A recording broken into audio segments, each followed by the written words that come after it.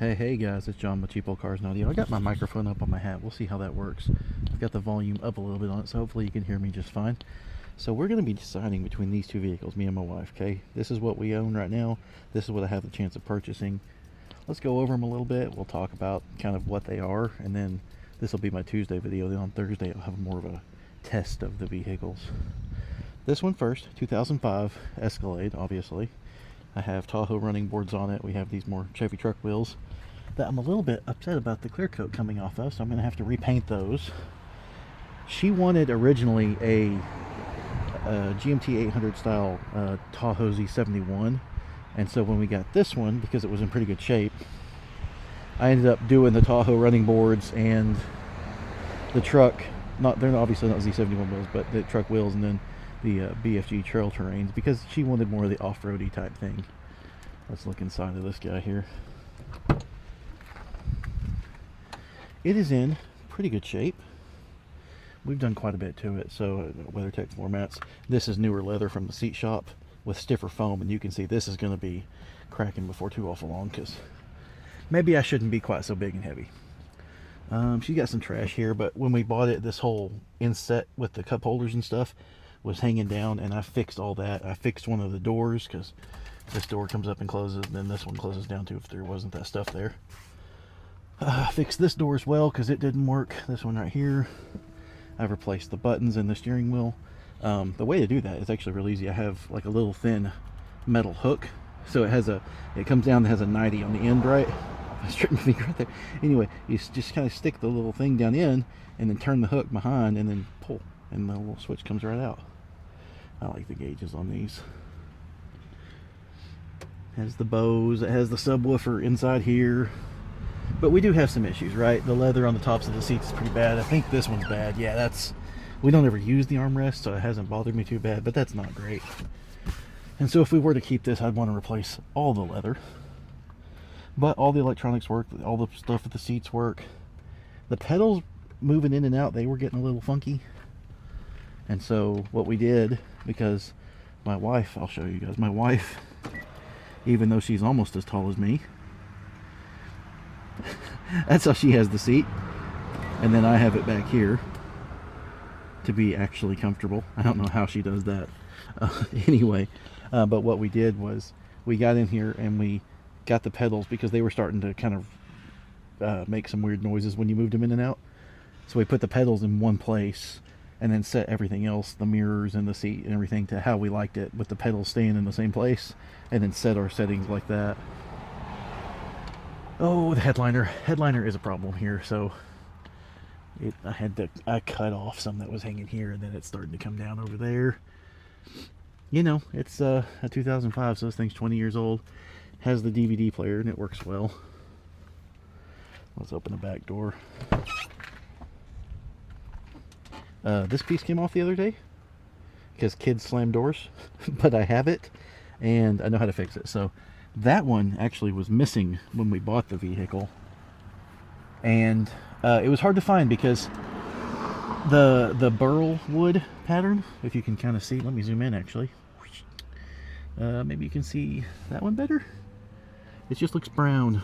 Oh well, anyway, the burl wood pattern is 05, 06 only, and the 02, 03, 04 of these, you know, when I think they started in 02. Those were a zebra stripe wood, and that's what's easy to find. It's hard to find these. So, I mean, it took us a few months, but we found that one, and what I did is, I don't know if I can explain it very well, on the back of it, where the little plastic knobs or nubs was stuck through the door, so basically they stick through, right? I ground off the back of the piece, and then took some little bitty bolts, and I sanded the top of them so they have a rough surface, and I epoxied the little bolts to the back of the plastic piece, stuck it through the holes in the door, and then put little washers and nuts with nylock nuts on the back side. So not nuts with like nylock nuts, just washers and nylock nuts. There we go. If I can spit out the right words, right? So one thing about this one that we really like, oh sorry, my finger was in front of that camera, I'm an idiot. So it has the rear air. Both of them have rear air. I have the third row seats. There's a bunch of stuff right here for my wife's business right now. But I have the third row seats. They're in the garage, just up on the house, and I can put them back in if I were to sell them, and they're in great shape. It has the WeatherTech floor mats back here. But one thing about the vehicle here that we like is these don't really have much that can go wrong. They're really, really reliable vehicles. We know quite a few people with GMT 800s that are 300,000 miles, and they still run great. There's a realtor in town that's got a Suburban, same year, 05, with, geez, what, 450,000 miles or something like that? And the thing still runs absolutely flawless. Now, sure, it's needed some stuff here and there, but that is kind of where I get into on this one. So on this one, I haven't rebuilt the front end yet. The transmission has been rebuilt. These had the airbag shocks on the back. I put base Tahoe springs on, and then it has Bilstein shocks all the way around, just standard shocks. What else have I done? I've done a mass airflow sensor, a throttle body, a manifold pressure sensor, just I guess a map. Yeah, there we go. Manifold absolute pressure. There it is. A map sensor, and I just recently did the oil pressure sending unit, which was a pain in the butt because it's back behind the intake, and I don't recommend that. New plugs and wires too. And when I was doing the plugs, I accidentally hit one of the heater hoses, and the little plastic connector broke in half, even though I barely bumped it, but it's brittle after this much age, so I replaced the heater hoses. It's also got a new water pump, and all the parts I put on are OE parts, because you can still get OE parts for these for really cheap. So yeah, everything that has been replaced is all OE stuff, except for the shocks being Bilstein, which obviously Bilstein's good stuff. I'm going to walk into the garage here real quick, show off the Mustangs a little bit. I know Moog is not what it used to be, but upper A-arms, lower A-arms, down in the boxes, full front end rebuild. I've got new axles, the front axles, the little mini half shafts or whatever they are. CV axles, I guess. All the different things you can call them. And really the vehicle's in good shape. I keep it waxed and everything, so it's got a good coat of ceramic on it right now. Not like long-term ceramic, but decent ceramic stuff. It does have some issues. Obviously some bugs on the front of it right now. Let's walk down this side a bit, and you can see kind of the problem. It has door dings, and this cladding is black plastic, and so when you get door ding, it has a black showing through, which kind of sucks. Walk around here to the back, you can see it has some issues here. The third brake light, it still exists. A lot of these things get knocked off in car washes. There's some lights out over, because it's a row of lights, right? And there's some out on the left side and there's some out on the right side, but it's symmetrical. There's like 3 out on each side, and so you hit it and it's like a few lights and then a bunch of lights and then a few lights, but since it's symmetrical, it looks fine. Crest is a bit faded, and it's got this scratch here that needs to be touched up, and I put that on here, the Hot Girls curb wheels, because she curbed a wheel on my truck and I was picking at her for that. So yeah, that's this one, and like I said, it has 220,000 miles on it. If I didn't say that, it does. But I know that these can go for another 200,000 miles without much problem. I think total I've got, with the buying price and all the stuff I've done to it, I think I've got 7,000 or so in it, maybe 7,500. And then I haven't done all the front end work yet, so that will need to happen because the steering's kind of loose. I can look at the tire right there. I need to rotate them. I can see some cupping. So let's talk about this one. This is a 2009 Tahoe LTZ that my in-laws bought in 2018, I think. Yeah, 2018. And it had 90,000 miles or something on it, and now it only has 117. These are factory wheels, sort of. These wheels were made by GM, but you can only get them through a dealer, so they were like dealer add-on wheels, kind of like they had those six-spoke Kreger style wheels you could get. These were, dealer add-ons. New tires, like that one, the tires are 2 years old, but we've only driven them 10,000 miles. These tires have 5,000 or 7,000 miles. They're Michelin's, whereas those are BF Goodrich over there, and these are new from January. The Escalade has a 6-liter, by the way, the LQ9 with 345 horse. This one has a 5.3 with, I don't remember what the horsepower was on these, 315, 320, something like that. Obviously the 6-liter has more torque, but it gets worse fuel mileage. Another thing is the Escalade is full-time all-wheel drive. This one has selectable, so 2-wheel drive, auto, 4 high, 4 low. I like 4 low and I like selectable, because not only do I have to run premium in that guy, it gets worse fuel mileage, so I can run cheaper gas in this one and get better gas mileage. This also has a 6-speed transmission as compared to that one's 4-speed. I don't like the seats as much as the thing, so the seats are in great shape in this one. There is a place starting, if I can get there, yeah, you can see it. Place starting right there, but I could get new leather for that. That's not a big deal. But I mean, the seats are in great shape. The center console's in great shape. This is a little dirty. I'd clean that up. These buttons wear off on all these, and you can get, that was a lot of motorcycle. You can get stickers on eBay, which I'm going to do. My father-in-law thought this opened from the bottom and not the top, and so he ripped it off. That's great. So the fix here is I'm just going to stick a thing in there that has 2 USB plugs in it, and that'll be fine. These work. A little dirty. I haven't cleaned the vehicle yet. Let's see here. Yeah, like the seats also. The old Escalade, the GMT 800 seats and the GMT 400 seats before it, they're just the best seats ever. These seats are not as comfortable, and even though they kind of have bolsters, they don't hold you in place as well. I don't know. It's not a huge complaint. It's not a huge gripe. Things that this one might need, obviously the headliner in this one is outstanding. Like, it looks perfect. There's only one bubble, and it's right here on this this visor where it's starting to come loose a bit, just because it's been touched and used a lot. But the headliner's in great shape. Moonroofs in both of them work perfect. This mirror here is a little bit weak. We'll pop open the back door. As you can see, there's no button here, no switch.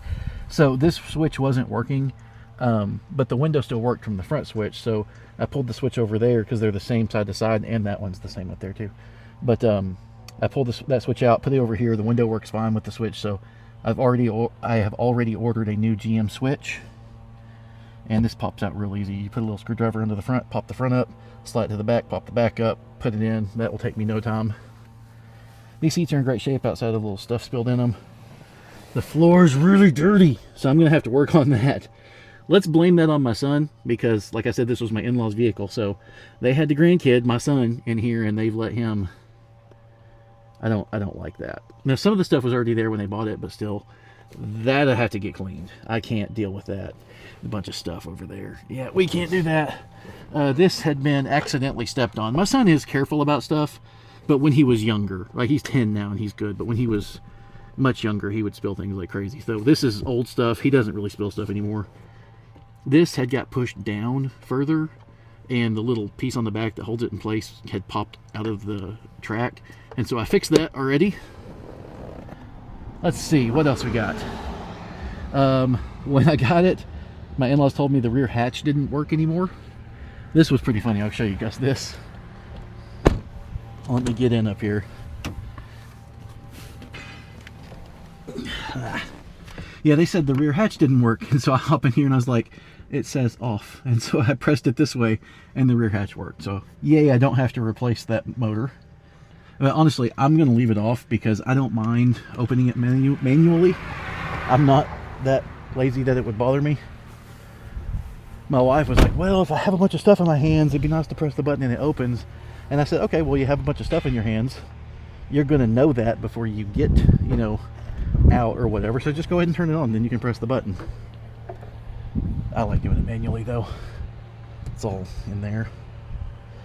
These seats, one of them works well, one of them is completely jammed up. So what I would do is that switch and that switch, pull them out if we sell that one, because I don't know, like, we're going to sell one of these and keep one.